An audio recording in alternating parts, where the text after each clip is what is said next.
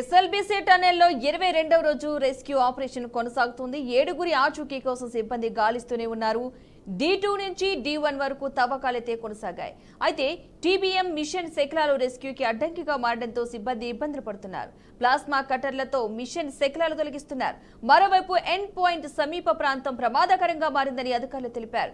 End point నుంచి 50 మీటర్ల ముందు వరకు డేంజర్ జోన్ గా ప్రకటించి అక్కడకు సిబ్బంది వెళ్లవద్దని ఆదేశాలు జారీ చేశారు. రోబోకు ప్రత్యేకమైన యంత్రాల అనుసంధానం, లిక్విడ్ రింగ్ వాక్యూమ్ ని లోపలికి పంపించారు. ఇదే అంశానికి సంబంధించిన పూర్తి సమాచారాన్ని మా ప్రతినిధి శ్రీనివాస్ అందిస్తారు. శ్రీనివాస్,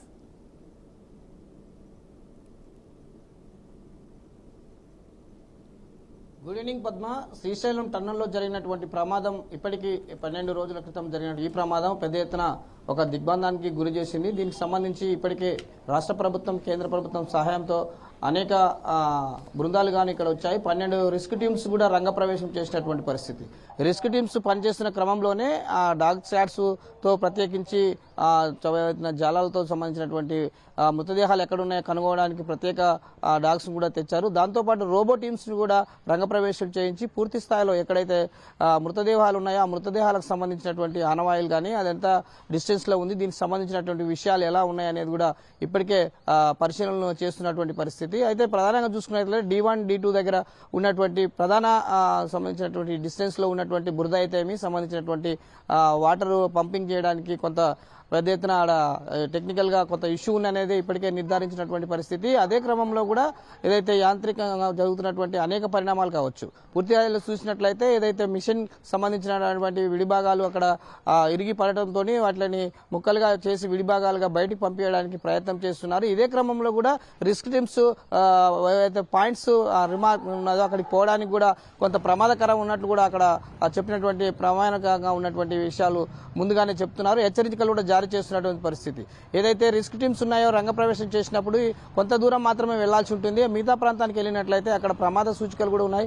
ఎవరైతే రిస్క్ టీం కూడా ప్రమాదం జరిగే అవకాశం కూడా ఉన్నట్టు కూడా అక్కడ నావికి సంబంధించినట్టయితేనేమి రిస్క్ టీమ్స్ సంబంధించిన 12 కమిటీ సభ్యులు కూడా ఈ విషయాన్ని స్పష్టం చేస్తూ అక్కడి వరకే పోవాలి, మిగతా పోవడానికి వీల్లేదంటూ కూడా హెచ్చరికలు కూడా జారీ చేస్తున్నటువంటి పరిస్థితి.